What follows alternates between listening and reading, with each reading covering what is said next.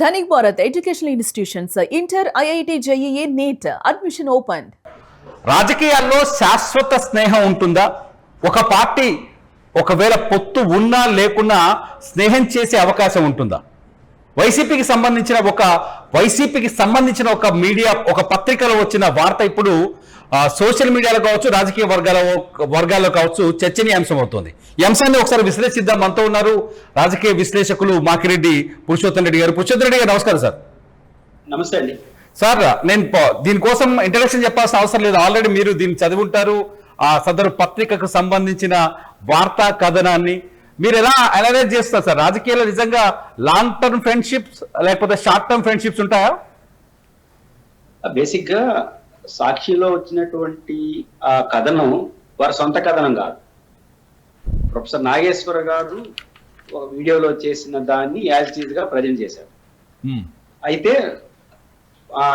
వారి నాగేశ్వరరావు గారు చెప్పిన దాంట్లోనే ఉన్న లాజిక్ ఏంటంటే, పవన్ కళ్యాణ్ గారు మనోహర్ గారు హోంమంత్రి గారిని కలిసినప్పుడు, జగన్ గారి గురించి ఫిర్యాదు చేసినప్పుడు తెలుగుదేశంతో మంది ఇన్స్టెంట్ స్నేహం, వైసీపీతో లాంగ్ టర్మ్ స్నేహం అని వాళ్ళతో అన్నట్టు, అమిత్ షా అన్నట్టు, వాళ్ళ ఇంటర్నల్ మీటింగ్ లో చెప్పి బాధపడినట్టు, వాటిని నాగేశ్వర గారికి తెలుసుకొని వారు ప్రజెంట్ చేసినట్టుగా ఆ కథనం.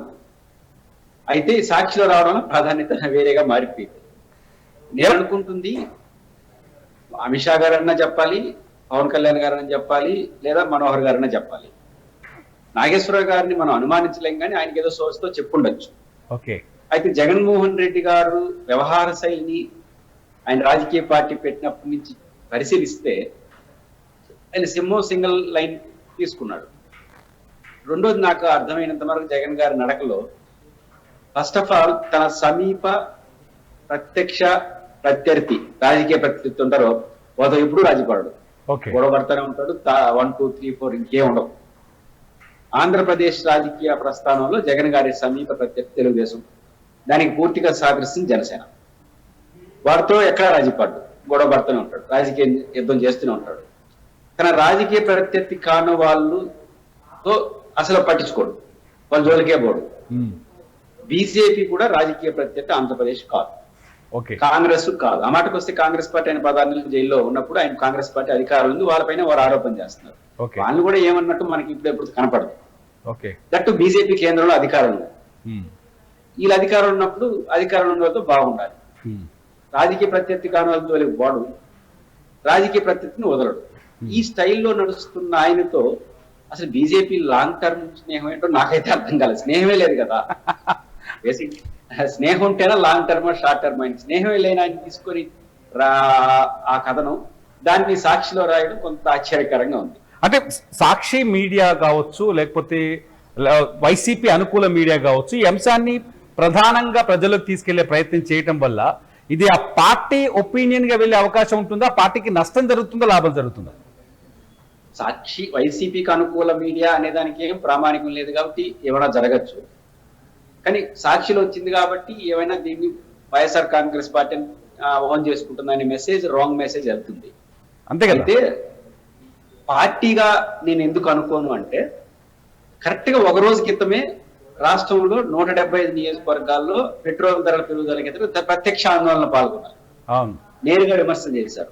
కానీ ప్రత్యక్ష ఆందోళన 24 గంటల ముందుగానే ఇట్లాంటివి వస్తాయని నేను అనుకోను, మొదటి అంశం. అయితే కొంతమంది అత్యుత్సాహపరులు ఏం చేస్తారు, ఇక్కడ వార్త రాజకీయం పక్కన పెట్టేశారు. చంద్రబాబు నమ్మదగిన వ్యక్తి కాదు, జగన్ నమ్మదగిన వ్యక్తి అనే మెసేజ్ ఎక్కువ వెళ్ళిపోతుంది, ఎక్కువ దీన్ని ఉత్సాహపడిపోతున్నారు. వెనకాల రాజకీయం ఒకటి ఉంటుంది కదా. బేసిక్ గా నమ్మకం అపనమ్మకం ఏంటి దీంట్లో? ఎవరికి నమ్మకం? ప్రజలు చంద్రబాబు నాయుడు గారిని నమ్మరు, జగన్ గారిని నమ్ముతారంటే వైసీపీకి అది బలం. లేదా ఇతరుల మేధావులు ఇంకొకరో లేదా పక్కనున్న రాష్ట్ర ముఖ్యమంత్రి విజయ్ గారు, ఆ పక్కనున్న ముఖ్యమంత్రి ఇంకొక ఆయన, జగన్ గారు బాగా పనిచేశారు గతంలో అన్నారనుకో, అది క్రెడిబిలిటీ. కానీ మీ రాజకీయ ప్రత్యర్థి కూటమిలో ఉన్నటువంటి బీజేపీ వాళ్ళు లాంగ్ టర్మ్ స్నేహం అనే మెసేజ్ అనేది వైసీపీకి రాజకీయంగా మంచిది కాదు.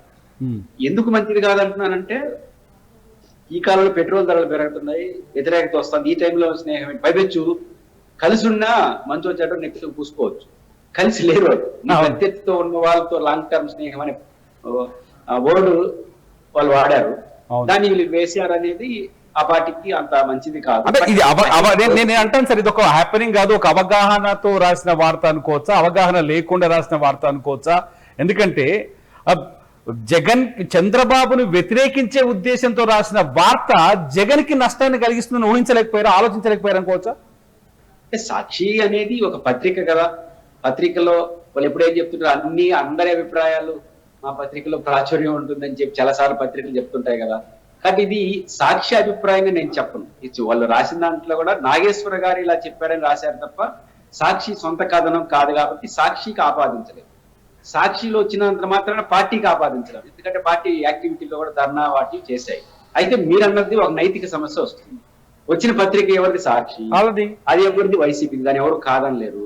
కానీ వాళ్ళు రాసుకున్నాడు, కొంతమంది వైసీపీ సోషల్ మీడియాలో మాట్లాడడం వల్ల వీళ్ళు దీన్ని సంతోషిస్తున్నారా, స్వాగతిస్తున్నారా అనే మెసేజ్ అయితే వెళ్ళంటే చంద్రబాబు నాయుడు గారికి వ్యతిరేకం ఏ పాయింట్ లో ఉంటుంది? ఇంట్లో చంద్రబాబు గారికి ఆ వార్త ఏం వ్యతిరేకం కాదు.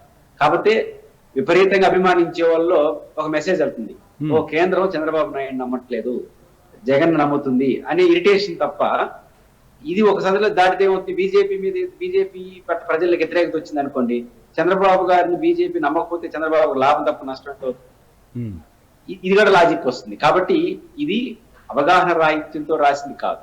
ఆయన సున్న సమాచారంతో ఆయన వీడియో చేసినాడు, అది ఒక వార్త సంచలనంగా మారింది కాబట్టి వీళ్ళు వేసినారు. దీనికి సాక్షి సొంత కథనంగా చూడలేము, సాక్షి రాసినంత మాత్రమే వైసీపీకి అంటగట్టలేము. కానీ సాక్షిలో ఆ వార్త ప్రయారిటీ వచ్చింది కాబట్టి వీళ్ళు సంతోషిస్తున్నారనే మెసేజ్ అన్నది ఖచ్చితంగా అది వైసీపీకి అంత మంచిది కాదు సార్. అంటే ఒకవేళ ఇటువైపు వెళ్దాం, ఒకవేళ వైసీపీకి బీజేపీకి మధ్య లాంగ్ టర్మ్ ఫ్రెండ్షిప్ ఉందనుకుందాం, ఒకవేళ ఉంది అనే భావన పోయింది అనుకోండి, వైసీపీకి ఎటువంటి నష్టాన్ని కలిగిస్తుంది, ఎటువంటి లాభాన్ని కలిగిస్తుంది? ఇక్కడ రెండు అడగాలి. నష్టం ఏంటంటే అసలు పొత్తి లేకుండా పొత్తిని తిరిగారనుకోండి ఏముంటుంది? మొత్తం నష్టమే కదా. మనకు ఒక వ్యక్తితో సావాసం చేస్తూ, సావాసం అంటే మంచి చెడ్డ రెండు ఉంటాయి. ఓకే, అసలు సావాసమే లేకుండా సావాసం అంటే అనవసరం నష్టం కదా. పైపెచ్చు వాళ్ళు ఎవరితో సావాసం చేస్తున్నారు? ఓకే, జగన్మోహన్ రెడ్డి గారి సమీప రాజకీయ ప్రత్యర్థులు తెలుగుదేశంతో సావాసంలో ఉన్నారు. మీకు ఎట్లా లాభం వస్తుంది? అంటే ఆ ప్రచారమే రాంగ్, ఆ ప్రచారమే రాజకీయంగా ఉపయోగపడదు. ఒకవేళ భవిష్యత్తులో ఏమన్నా ఉంటుందా అంటే జగన్ గారి కాన్సెప్టే సింగిల్ సింహం. బహుశా ఢిల్లీలో ఏమన్నా మెజారిటీ రాకపోతేనో, తక్కువ మెజారిటీ ఉంటేనో, మద్దతు కావాల్సి ఉంటుందో, ఇట్లాంటప్పుడు జగన్ గారు ఉపయోగపడకపోవచ్చు. కానీ రాజకీయంగా జగన్మోహన్ రెడ్డి గారు ఇంకొకరితో కలిసి పొత్తు పెట్టుకోవడానికి సిద్ధంగా లేడే అనేసార్లు చెప్పాడు. కానీ బీజేపీ కూడా పొత్తు పెట్టుకుని వాళ్ళతో ఎందుకు సావాసం చేస్తుంది? ఎందుకంటే ఢిల్లీలో అవసరం ఉంటే బిల్లులప్పుడు జగన్ గారు రాష్ట్ర ప్రయోజనాలతో సంబంధం లేని విషయాలు, రాష్ట్రానికి నష్టం చేయని విషయాలు, చాలా విషయాలు బీజేపీతో బిల్లులు చాలా వాటికి మద్దతు ఇచ్చాడు కదా. రాష్ట్రపతి ఎన్నికలు జగన్ గారితో కొత్తగా సావాసం ఎందుకు చేయాలి వాళ్ళు రాజకీయంగా అనేది నాకు అనిపిస్తుంది.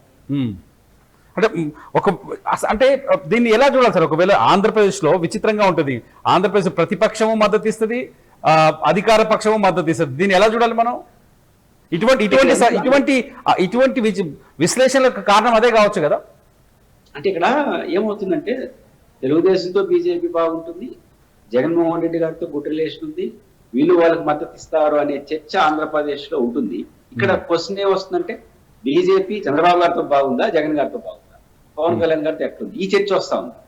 బీజేపీ వాళ్ళు తెలుగుదేశంతో ఉన్న అనుబంధం రాజకీయ అనుబంధం, రాజకీయ అవసరాల అనుబంధం, అంతే తప్ప ప్రేమలు దోమలే రాజకీయాల్లో ఉండవు. ఎందుకంటే బీజేపీతో చంద్రబాబు గారు విభేదించారు, సమర్థించారు, అన్ని జరిగినాయి. విభేదించినందుకు రాజకీయంగా నష్టం అనుకున్నాడు, విభేదించారు. సమర్థించినందుకు ఉపయోగపడతారు కాబట్టి మద్దతిస్తున్నారు. సక్సెస్ అవ్వచ్చు, ఫెయిల్ అవ్వచ్చు. కానీ చంద్రబాబు గారు బీజేపీది రాజకీయ అవసరాల అనుబంధం. జగన్మోహన్ రెడ్డి గారు బీజేపీది ఇంకొక కోణం, రాజకీయాలే ఇంకొక కోణం. అదేంటంటే జగన్మోహన్ రెడ్డి గారు కాంగ్రెస్ పార్టీకి రాజకీయ ప్రత్యర్థి, రాజకీయ విరోధి. కాంగ్రెస్ లేదు ఆంధ్రప్రదేశ్, ఎందుకంటే ఆయన 16 నెలలు జైల్లో ఉన్నప్పుడు ఆయన కాంగ్రెస్ కేసు పెట్టిందని విమర్శ ఉంది.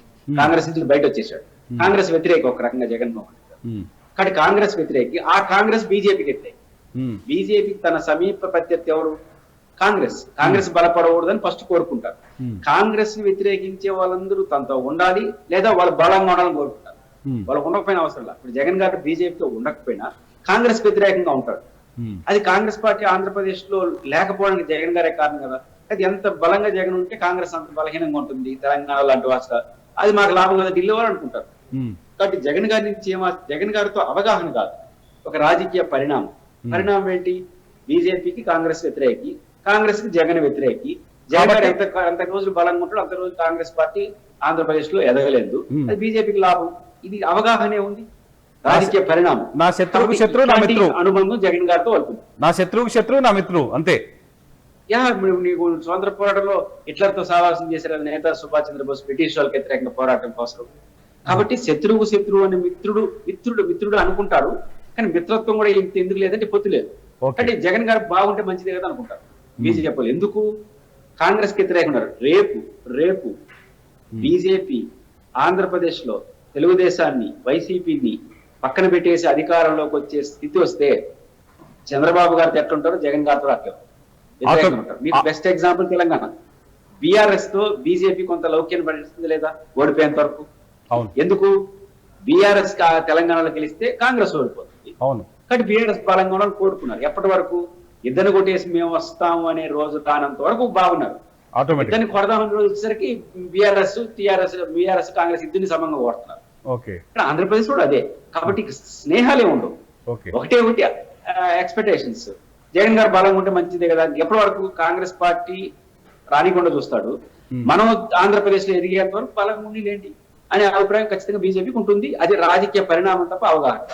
వైసీపీ మీడియా, వైసీపీకి అనుకూలంగా మాట్లాడే మీడియా, వైసీపీకి అనుకూలంగా కనిపించే మీడియా ఈ కాషాయపు రంగును కొంత తీసుకొచ్చి వైసీపీకి అంటించే ప్రయత్నం చేస్తే వైసీపీ దెబ్బతింటుందనే ఆలోచన లేకపోవచ్చునా? నేను చాలాసార్లు అంటించే ప్రయత్నం కూడా దీంట్లో కాదు. నేను సోషల్ మీడియాలో చాలా మంది చూశాను కొంత అత్యుత్సాహం.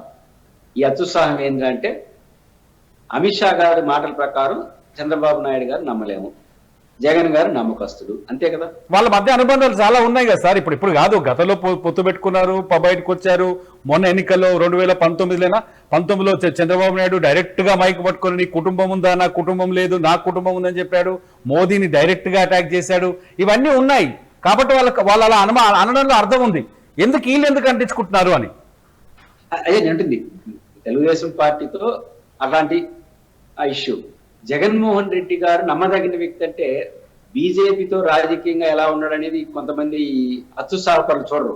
మా జగన్ అన్న నమ్మకస్తుడంట, కేంద్ర హోంశాఖ మంత్రి చెప్పినాడంట అనేది ఆనందం.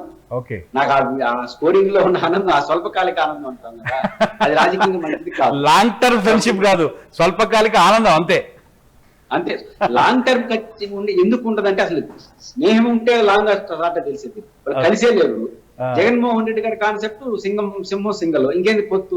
స్నేహమే లేని పార్టీతో లాంగ్ టర్మ్ ఆడించి ఉంటుంది. లాంగ్ టర్మ్ లేదు. కేవలం జగన్మోహన్ రెడ్డి నమ్మదగిన వ్యక్తిని హోంమంత్రి గారు ఇండైరెక్ట్ చెప్పాడు, ఆయన నమ్మదగిన వ్యక్తి కాదని చెప్పాడు. ఇది జనసేన నుంచి లీక్ అయింది కాబట్టి మనం గొప్పవాడు అనే ఒక స్వల్పకాల ఆనందమే తప్ప వైసీపీ వాళ్ళకి ఇది బీజేపీతో ఉండాలనో లేదనో ఎలాంటిది లేదు. బీజేపీ రాజకీయ సంబంధం లేనటువంటి టాపిక్ గాని నేను చూస్తాను.